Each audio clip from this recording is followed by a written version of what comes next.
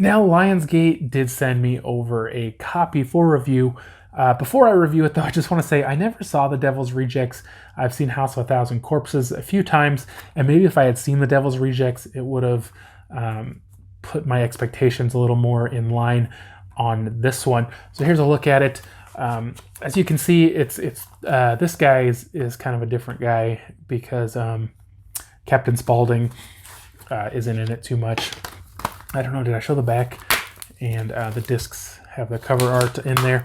So in this one, I guess it gives, my friend was telling me it's a short recap of what happens at the end of 2, but basically they all get arrested and they all get shot like a million times but survive.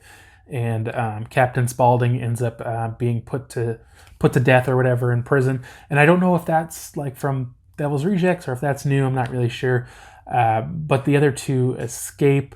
And this to me is like the main horror section of the movie. Like, I would not call this movie a horror movie, unfortunately. They kind of hold these people captive and they're kind of crazy and they're like killing everybody and they acting all crazy and they don't care about anything. And that kind of reminded me of House of a Thousand Corpses, and they just didn't really care and they'd kill anybody over anything.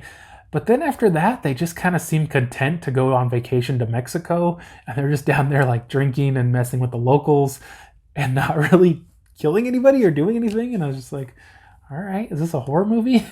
And then these, basically they kill Danny Trejo. And I guess, I didn't know, but he was in the first two. And I'm not sure what significance he had, but his son comes to kill them. And he's like some Mexican gang or drug cartel, or I'm not sure if they really said exactly what it was.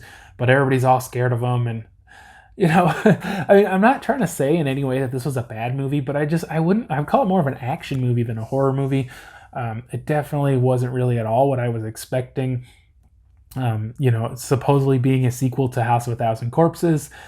Just to, like I said, maybe if I had seen The Devil's Rejects, I would have got it more. But I thought this movie was okay, guys. I gave it a 3 out of 5. I still like the characters, and I mean, when they kind of get in this thing with the gang, it's fun to watch, but it's more of an action than a horror.